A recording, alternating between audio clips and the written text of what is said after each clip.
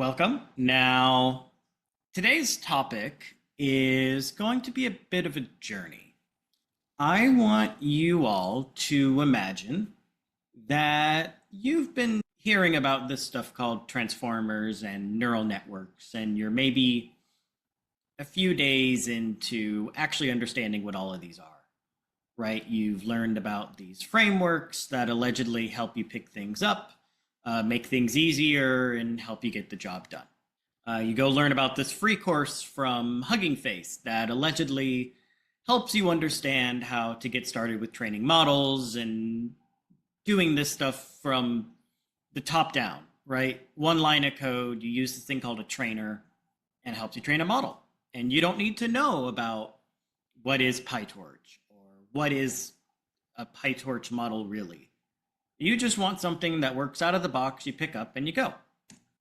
And so you end up something a little bit like this, where you end up with some code that basically lets you build a training argument, which is a set of things that hypothetically controls how training works. You create a model with this from pre-trained thing that apparently creates a PyTorch model. You have this trainer that apparently facilitates all of this training of this neural network on some data. And you're supposed to call trainer.train. And magically, it's going to take a model off the shelf and train it to do some task, right? If you're following Transformers tutorials, typically that would mean you're like doing a causal language model on like the IMDb movie review data set, which is a very common beginner example. However, it took you about an afternoon to get to that point, right? You started when you got off work, and it's now 2 o'clock in the morning when you're actually able to sit down and do these things.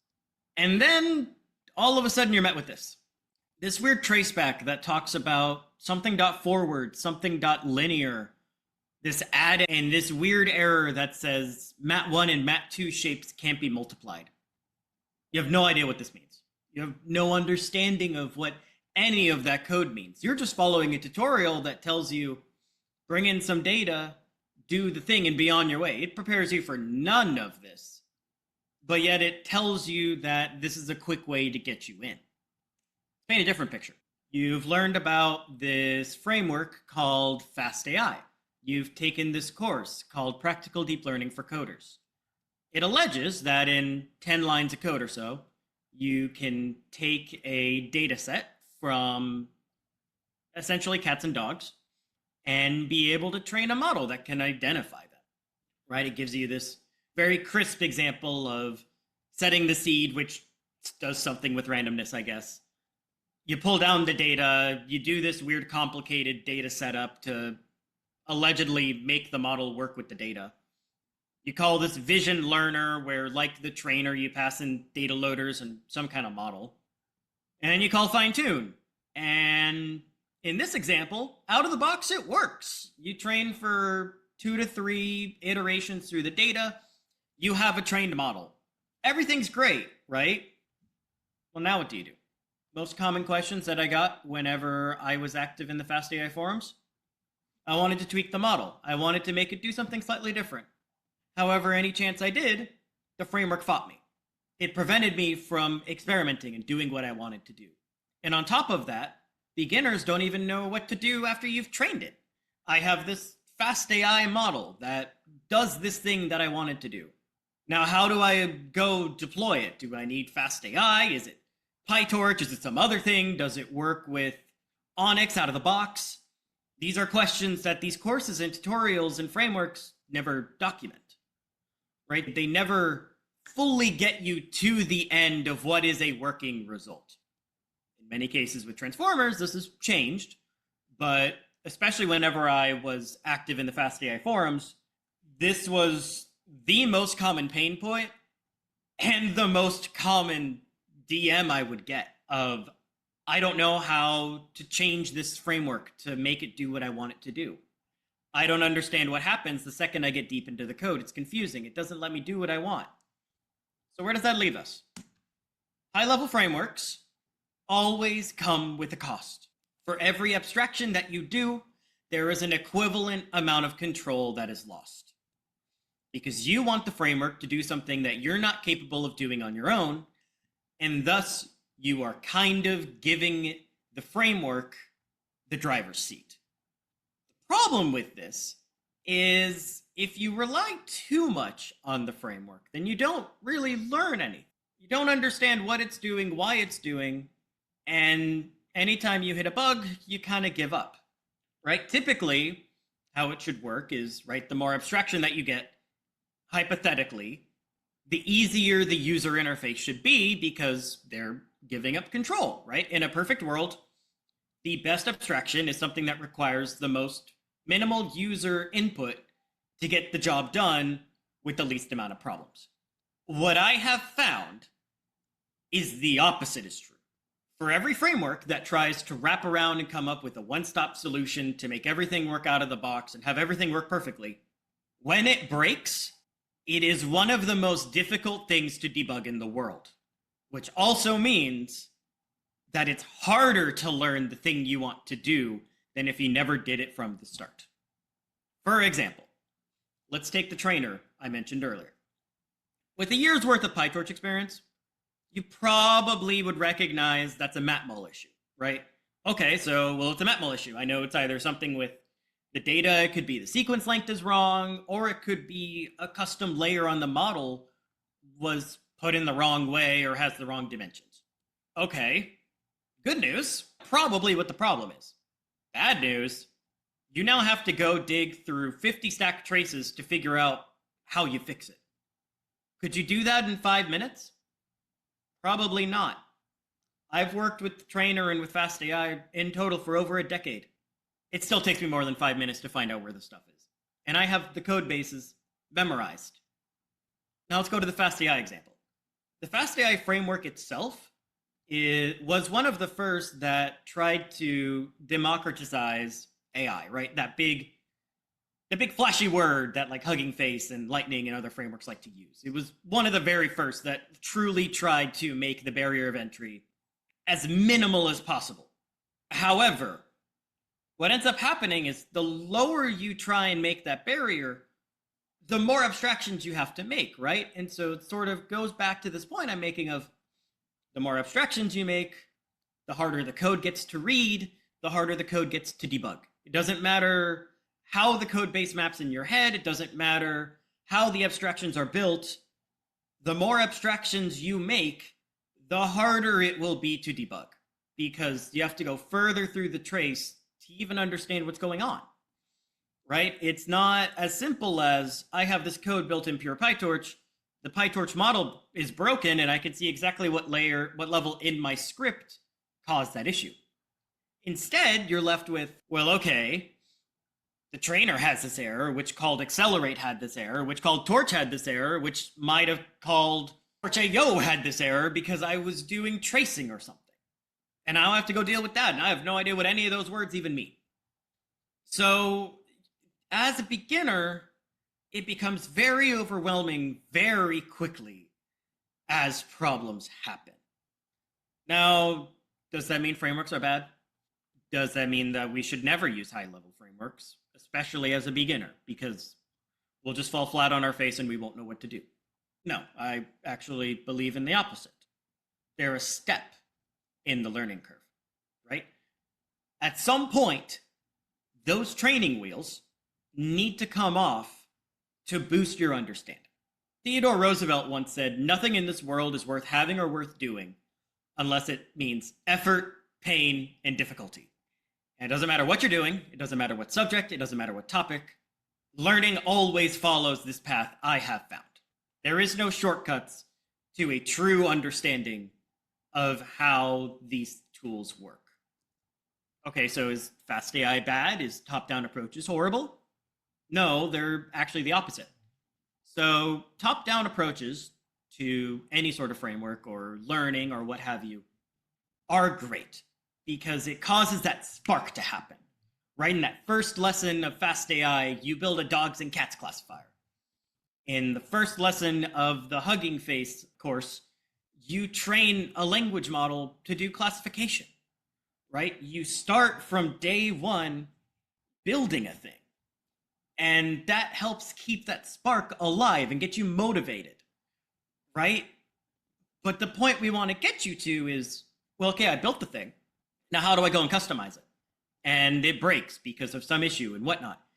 And the goal and a sign of true understanding is if something breaks, you're not having to Google it every 10 seconds. You start to understand why it's broken and how it's broken. How do you do that? Well, this only comes, I've found, by breaking things, right? High-level frameworks try and do a lot of abstraction to get a job done, help you follow a specific set of norms. And then, the second you get out of them, things go wrong, things go badly, things break. And that is the most valuable stepping point for people. Now, what I found is there's a stark difference in a student. The student that will not do well sees that something breaks, and then they get frustrated. They look at it for no more than 20 minutes, throw the tool aside, and say, this isn't for me. The student that will succeed takes every opportunity of something breaking as a learning moment. It doesn't matter how ridiculous or dumb the error is. You always follow the chain. This leads to you studying the source code. Could be, if it's Transformers, there's a lot of files. The trainer itself is like 1,000 lines of code or so. Okay, I'm not telling you to go learn that. Go learn based on the errors. Follow the traces, right? If it's a problem with the model, then you go see what chunk of the code deals with the model. And you can become an expert in that area. You can go to the forums, and hopefully there's a bright and beautiful community related to the framework you're working on that can help you deal with these bugs. And the important thing about all of this is you have, student A that just throws the tool away. You have student B that goes through, spends an hour debugging, finds the issue, fixes it. It could have had a solution, it could have not.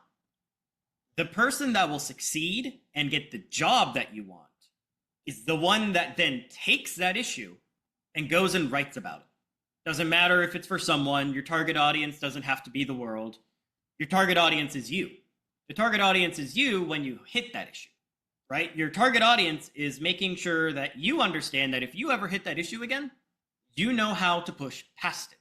Slowly and surely, as you keep debugging these issues, the high-level framework no longer becomes as magical.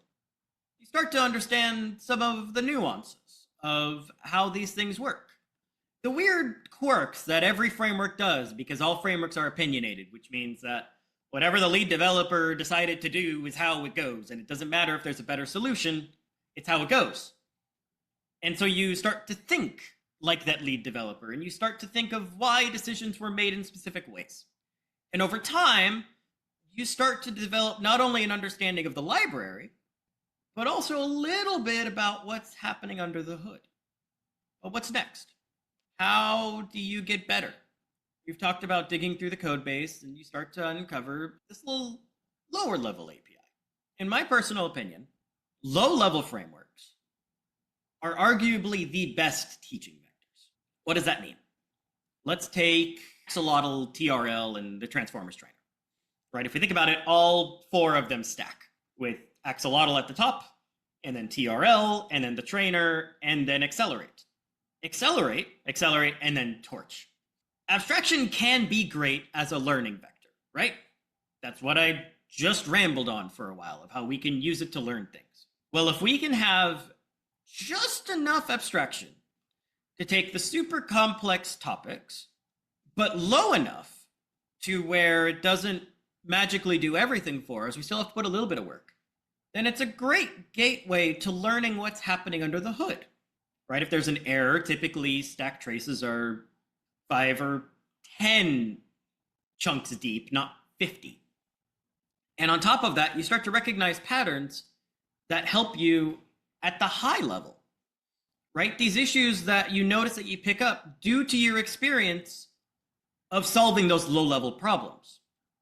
This translates to using things like Megatron Core, Torch Titan, Accelerate, even PyTorch itself. But you don't do it by just starting there.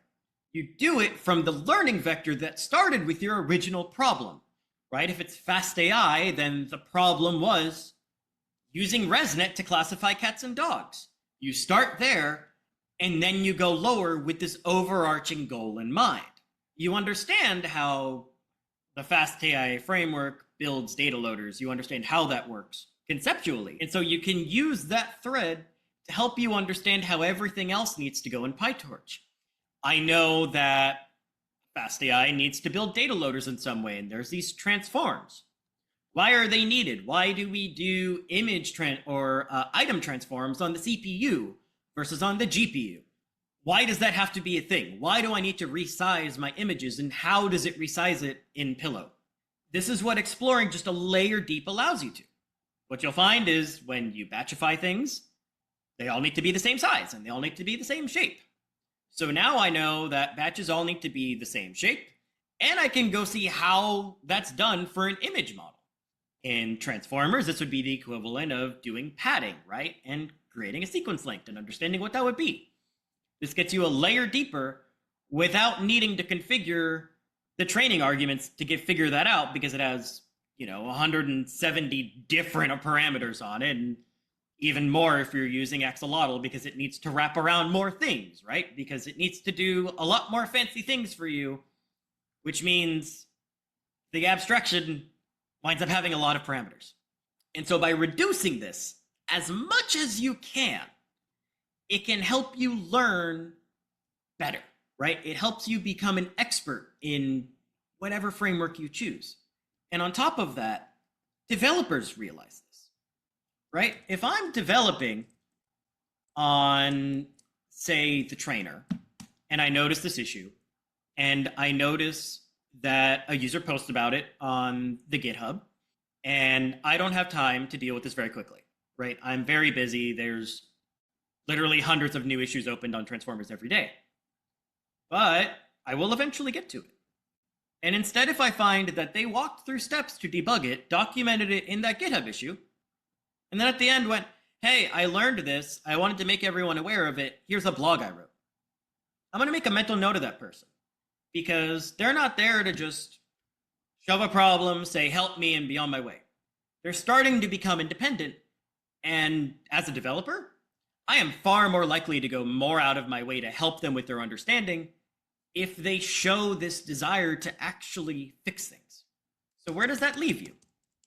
Low-level frameworks. Megatron Core. Accelerate.